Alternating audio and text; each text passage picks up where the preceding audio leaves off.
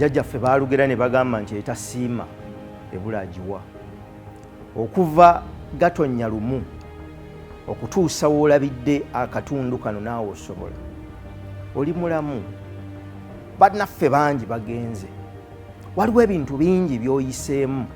Mu butuufu waliwo ebintu bingi bye tutamanya ne bye tutamanyi. Waliwo gye batwogererako, waliwo gye bakulowoolezaako, waliwo ebintu bingi ebikusoomozezza mu bulamu bwo. Bw'oba otuuse mu kiseera kino ofunangawo akadde okwebaza Mukama Katonda wo, akuyisizza mu bubenje, akuyisizza mu bizibu eby'enjawulo n'akutuusa mu kiseera kino.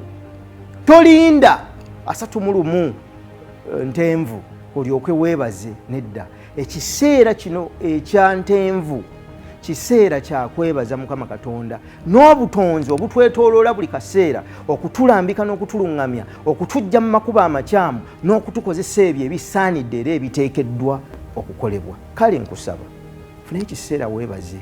Okwebaza kukuwa omukisa omujja bw'obeera mukkiriza okusiima ekyo ky'olina. Kyova olaba atalina aggyibwako ne kyalina kiweebwa alina. Lwaki? Kubanga alina asiima kyalina era akkiriza nti asobola okukikozesa n'akijjamu amakulu. Atalina ne kino ekitono kyalina takiwa makulu.